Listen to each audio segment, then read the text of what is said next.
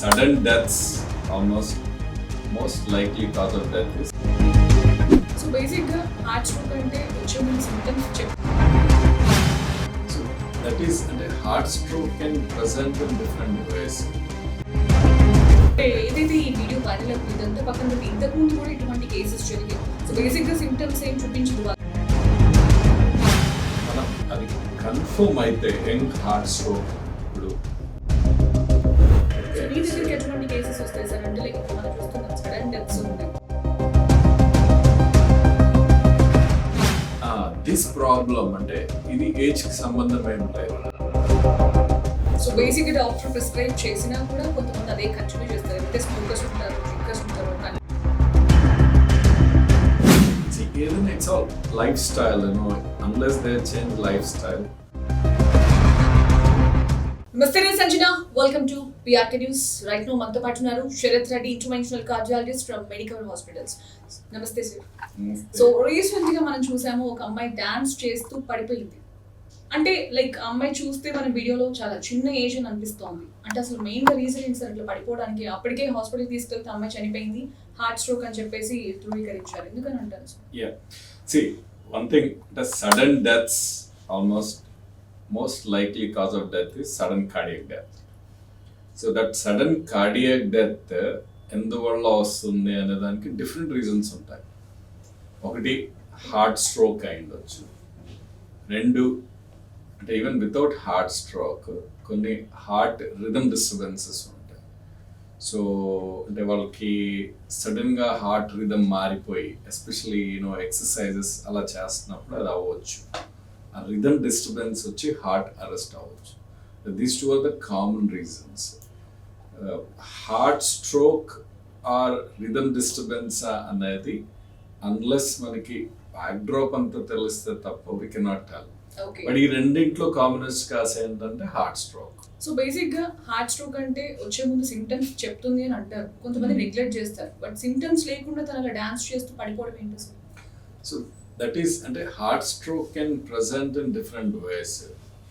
One of the presentation అయింది sudden cardiac death presentation. Okay, so and second presentation and the patient chest pain రావడము, then the acute heart stroke అంటాం. chest pain వస్తుంది, but she'll be stable. Okay. Yeah, she will be stable and you can bring them to emergency department, then you can treat. So third ఏంటి,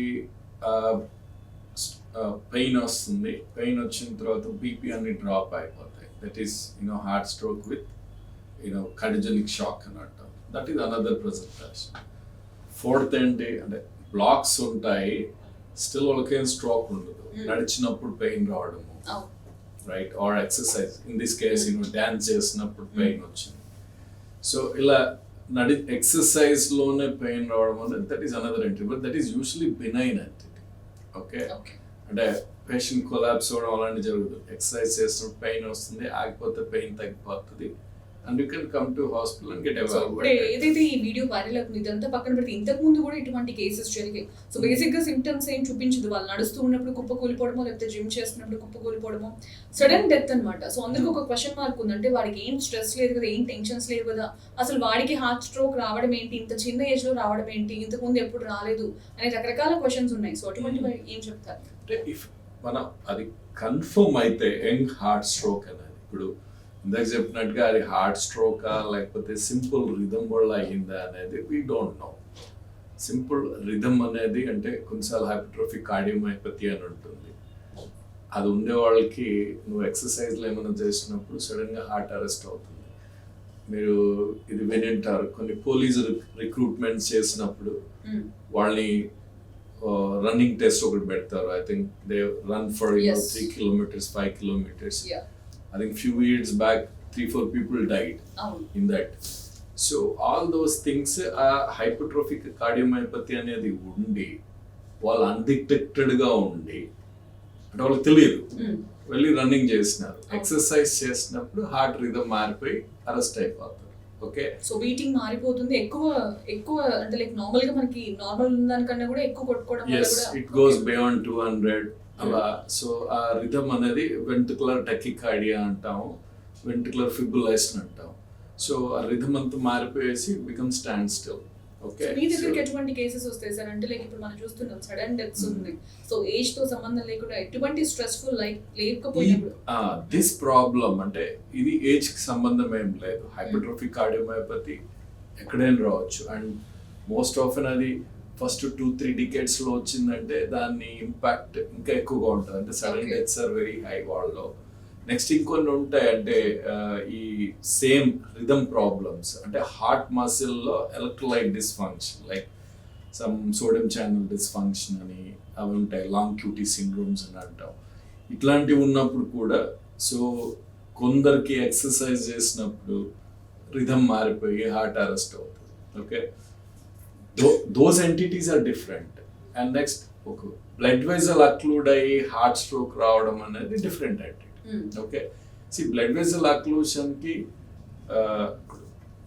young age లో ఎందుకు వస్తున్నాయి strokes, ఎందుకు వస్తున్నాయి young age లో heart strokes ఎందుకు వస్తున్నాయి అంటే వన్ ఆఫ్ ద రీజన్ అంటే stress is one reason, smoking is another reason, and drug abuse.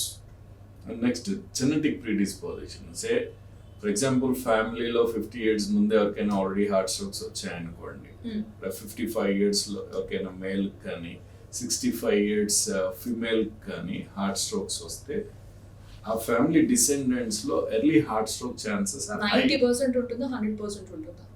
ఏది ఇప్పుడు ఎవరికైతే ఫ్యామిలీలో ఇంతకుముందు హార్ట్ స్ట్రోక్స్ ఉన్నాయో తర్వాత జన్ కి కూడా కంటిన్యూ అవుతుంది అంటారు కదా, సో 50-50 ఛాన్సెస్ 100% వచ్చే ఛాన్సెస్ ఉన్నాయా? అన్న we can't say ఏది 100% అని చెప్పలేము. Risk is increase. అందుకనే నెక్స్ట్ జనరేషన్ ని by 35 years you have to do regular preventive health checks. Okay, అది జెనెటిక్ ప్రీడిస్పోజిషన్ ఉండే వాళ్ళకి అంటే యంగ్ ఏజ్ లో రావడానికి that is one of the reason. Next is smoking. You know many smokers dying in 30s 40s. Next, drug abuse. Mainly now drug abuse is there in India. It's no more a Western habit, right? India lo kuda undi. So main cocaine and untundi, right? Methamphetamine, cocaine. So these drugs suddenly తీసుకున్నప్పుడు ఏమవుతుందంటే heart blood vessel will go into spasm. Okay. Right? And it stops blood flow to heart and people will develop heart stroke. So our drug abuse is also commonest reason apart from smoking. So basically doctor prescribe చేసినా కూడా కొంతమంది అదే continue చేస్తారు. ఎవరైతే smokers ఉంటారో drinkers ఉంటారో like ఒక limit లో పెట్టమన్నా కూడా అది కంటిన్యూ చేస్తూ ఉంటారు. సో ఎటువంటి ఇంపాక్ట్ చూపించే అవకాశం ఉంటుంది ఫర్దర్ గా? సో బేసిక్ గా ప్రాబ్లం ఎంత ఉంది దాన్ని ఇంకా ఎక్స్పాండ్ చేస్తూ ఉంటారు కంటిన్యూ చేయడం వల్ల. ఏదైనా it's all life style. Unless they change lifestyle they can't change their fate. Okay, so lifestyle change చేసుకోవడం అనేది మోస్ట్ ఇంపార్టెంట్ థింగ్ వాళ్ళకి. నెక్స్ట్ అంటే ప్రివెంటివ్ హెల్త్ చెక్స్. ఓకే, ఇట్లాంటి హ్యాబిట్స్ ఉండే వాళ్ళు they have to start early preventive health checks. By 35 they have to start their preventive health checks రెగ్యులర్గా.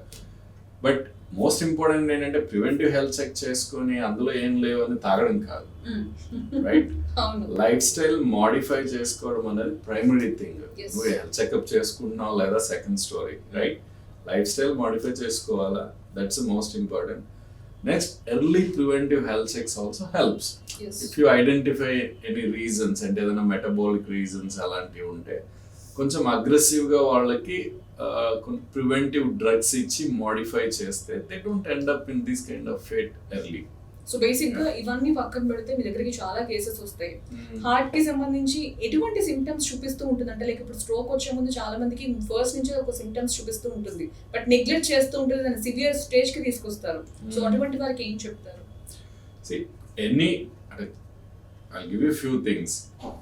One, ఎవరికైనా ఎప్పుడైనా చెస్ట్ పెయిన్ వస్తే, రైట్, చెస్ట్లో ఎక్కడైనా పెయిన్ అనిపించి అలాంటి పెయిన్ నీకు లైఫ్లో ఎప్పుడూ రాలేదు అని అనుకున్నప్పుడు first thing you have to do is go to doctor and get checked. Okay, next chest pain వచ్చి దాంతోపాటు స్వెట్టింగ్స్ రావడం జరిగింది అంటే that is almost heart stroke. Okay, దానికి ఈక్వల్ వేరే డిఫరెన్షియల్ డయాగ్నోసిస్ పెద్దగా ఏం లేదు. సో చెస్ట్ పెయిన్ వచ్చి స్వెట్టింగ్స్ వచ్చి అది ఒక 10 minutes పైన అలా ఉంది అని అంటే that is heart stroke, clear cut. ఎంత ఫాస్ట్గా ఎమర్జెన్సీకి వెళ్తే అంత మంచిది, రైట్? సో నెక్స్ట్, ఇప్పుడు చెస్ట్ పెయిన్ వచ్చి అంటే అది ఎట్ రెస్ట్ నార్మల్గా సెంట్రల్ చెస్ట్ లో స్క్వీజింగ్ సెన్సేషన్ లేదా బర్నింగ్ సెన్సేషన్ ఉండి ఒక 10 to 20 minutes పైన అలా వచ్చి రైట్ సమ్ టైమ్స్ పెయిన్ నీకు లెఫ్ట్ హ్యాండ్కి వెళ్ళడం కానీ జాక్ వెళ్ళడం కానీ నెక్ వెళ్ళడం కానీ అలా జరిగిందంటే that's again it's a heart stroke. Most likely it is heart stroke. So basic గా మీరు చెప్పారు బట్ కొంతమంది ఏం చేస్తారంటే నాకు గ్యాస్ నొప్పి వచ్చేస్తుంది అంటే హార్ట్ పెయిన్ వచ్చినా కూడా గ్యాస్ నొప్పి వస్తుంది లేకపోతే ఈనోలు లైక్ ఏవో ఉన్నాయి కదా కూల్ డ్రింక్స్ అని తాగి అప్పటికప్పుడు చూసుకుంటారు అనమాట. సో అటువంటి వారికి ఏం చెప్తారు? Obviously, we can't change their fate. Yes. As soon as possible, emergency reach అవడం అనేది important.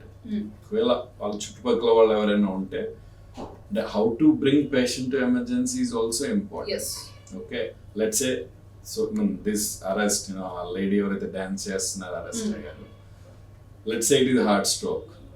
We don't know the cause, but let's say it is heart stroke. Mostly she must have got pain. Okay. Pain neglect చేసి ఉంటుంది అంటే dance మానియాలో pain neglect చేసి dance continue చేసింది.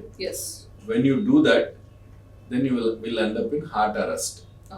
Okay, the moment అంటే heart stroke suspect చేస్తే next thing patient చేయాల్సింది you have to rest. Okay, if you are dancing నీ బాడీ ఆక్సిజన్ డిమాండ్ అంతా పెరిగిపోతుంది కదా, right? And your heart has to pump more. Yes. But your heart is already struggling. Right? It is like you are beating, already a suffering heart. Yes. So that could be one reason why she ended up in heart arrest if it is heart stroke. So basically చాలా మంది first rest లో ఉండాలి. If you get a pain and suspecting heart stroke, patient has to be at rest. Okay. నువ్వు మనం transport చేసినప్పుడు కూడా వాళ్ళని నడిపించకూడదు. Put them on a chair. Wheelchair unte wheelchair లేదు ఇంట్లో ఉన్నాడు అనుకోండి or somewhere. Make patient sit on a chair and all the other guys who are there to help him around, they can lift the chair and take them to vehicle. Whatever. If you have ambulance, it's fine. If you don't have ambulance, you take in whatever vehicle you have. అలా చైర్లో తీసుకెళ్ళి అక్కడ ఆయన lift చేసి కూర్చోబెట్టాలి. Absolutely he shouldn't make any movements. అప్పుడు you are reducing body oxygen needs. Then heart could withstand any exercise, either physical or if even mental stress. See, some people go into a severe anxiety situation, right? That is also not good. అప్పుడేమవుతుంది బాడీలో catecholamines levels పెరిగిపోయి again that can induce heart arrest. So mental rest and physical rest is the key. Once you think it is a possibility of heart stroke and then you take the patient. అక్కడ tablets ఏదైనా tablets ఉండడము on site అనేది it is big difficult thing. If available patient can be given aspirin అని ఉంటుంది or Sorbitrate.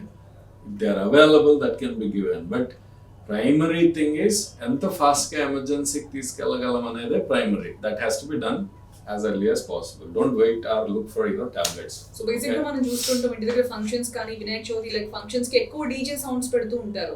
So చాలా మంది ఇంట్లో heart patients ఉన్నారు, ఎక్కువ స్ట్రెస్ అవుతారు కొంచెం అని చెప్పేసి అంటారు. సో అటువంటి సౌండ్స్ నార్మల్ పేషెంట్స్ మీద ఎటువంటి ఇంపాక్ట్ చూపించే అవకాశం ఉంది? And it's possible. See when the person responds to sound, right? Let's say if a person got irritated and then obviously that will have a negative impact on the individual, right?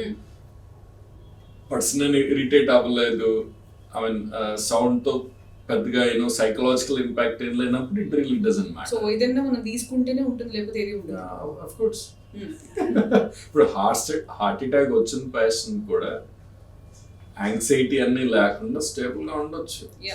Okay, so కొన్నిసార్లు నీకు heart attack we see many patients, especially software guys every day. Chest pain అని గూగుల్లో చదివేస్తారు, అది heart attack అవ్వచ్చు అని. Google will bring only bad things first, right? So and they land up in our clinic and as if they have an heart attack, right? They have no heart attack. There is no heart related ailment for them. But just because they know the information and their mind takes it as heart stroke and they end up in clinics. Okay, so heart attack ఏమీ లేకుండా వాడు heart attack వచ్చినంత impact తో clinic వస్తాడు. It's all mind game, as how you are tuning your mind. So one side heart attack వచ్చి నీకు heart attack అని తెలిసిన పేషెంట్ కూడా స్టేబుల్ గా ఉండొచ్చు. అదర్ సైడ్ ఏమీ లేని పేషెంట్ యాంగ్జైటీతో వచ్చి క్లినిక్ లో పడతాడు. సో ఇక్కడ కొంతమంది ఎప్పుడు కూడా ఫిజికల్ యాక్టివిటీ చేస్తూ ఉంటారు, చాలా ఫిట్ గా ఉంటారు, ఈవెన్ వాకింగ్ జాగింగ్ చేస్తూ ఉంటారు, జిమ్ కి వెళ్తారు, అయినా కూడా వాళ్ళకి హార్ట్ స్ట్రోక్స్. ఈవెన్ జిమ్ లో కూడా చాలా మంది హార్ట్ స్ట్రోక్ తో పడిపోయిన సిచ్యువేషన్స్ మనం చూసాం. ఈవెన్ ఫిట్ గా ఉన్న వాళ్ళకి కూడా స్ట్రోక్ వచ్చిన సిచ్యువేషన్స్ కూడా మనం చూసాం. సో ఎటువంటి కేర్ తీసుకోవాలి? వన్ థింగ్ అంటే in your question, physical fitness and heart problem, అంటే నీకు ఫిజికల్ గా ఫిట్ గా ఉంటే హార్ట్ ప్రాబ్లం రాదు అని గ్యారంటీ లేదు. Okay, so even if you're physically fit you can get an heart problem, right? So అందుకనే ప్రివెంటివ్ హెల్త్ చెక్స్ రెగ్యులర్ గా చేసుకోమంటాం. ఏ రిస్క్ లేని వాళ్ళకి you can start around 40 to 45. If you have already some risk factors or ఫ్యామిలీలో ఎవరికైనా early heart strokes ఉంటే from 30 to 35 you have to start screening them regularly. Okay, that is one thing. Next, ఇప్పుడు జిమ్లో పడిపోవడం ఇవన్నీ ఏదైతే ఉన్నాయో, అంటే exercise, let's say some person never exercised for 40 years or 45 years or 50 years, then he started. I think most of the times people eప్పుడు start చేస్తారు gym, most of the time they start in middle age, somewhere around 40, 45 or 50 fitness కోసం. Yeah, right? So when you are అంటే ఇట్లాంటి gym అలాంటి start చేసే ముందు first have a checkup, right? దాంట్లో treadmill test అని ఉంటుంది, అంటే which measures your exercise capacity. Okay, and if there are some abnormalities already you can pick up. Okay, so first their fitness for exercise assess chesi, then we have to recommend what kind of exercises you can do. So most of the patients everything exercise start chestaro 40s lo 50s lo without prior health check, వాళ్ళకి already background disease తెలియదు, they must have had some disease. Okay, పోయి gym చేస్తావు, 1 hour చేస్తావు, already లోపల blocks ఉన్నాయనుకోండి, that prevents heart stroke. Okay, you shouldn't blame gym. Gym is not reason for his heart stroke. ఆయనకి already backdrop లో problem ఉంది, not detected, వెళ్ళి gym చేసాడు. Gym acts as a precipitating factor for heart stroke. Okay, so అందుకనే ఎప్పుడైనా ఈ severe physical activity start చేసినప్పుడు first thing is go have a check, mainly exercise test. Okay, if that echo exercise test everything fine anakunta, then you go and start exercise. Okay, you won't end up in these kind of fates. Okay, so అది. So చివరిగా ఎటువంటి care తీసుకోవాలంటారు? ఇప్పుడు heart stroke వచ్చిందని పక్కన పెడితే normal human being గా ఎటువంటి care తీసుకోవాలి, ఇటువంటి రిస్క్ నుంచి మనం బయటపడాలంటే? Okay, so first is lifestyle. Okay, bottom line మన food habits, right? And next is our stress in everyday life, right? So to address this stress in everyday life, what helps us? Stress is internal to us. ఇందాక చెప్పాను కదా, heart attack వచ్చిన patient stable గా ఉండొచ్చు, రాని patient he comes with anxiety. So it's all basically mind, tuning of mind that happens only with meditation. Okay, so you can handle your stress, okay, everything with meditation. So diet, meditation, and next physical activity, regular physical activity, and periodic health checks. Okay, starting from risk ఉండేవాడు 30-35, right? Otherwise 40 to 45 periodic health checks చేసుకుంటే we can prevent these kind of sudden cardiac deaths to a large extent. So ఏదైనా సరే ముందే ప్రమాదం జరగకుండా మనం cautious గా ఉంటే కనుక ఇంతవరకు తెలియదు. Okay sir, thank you so much for your information.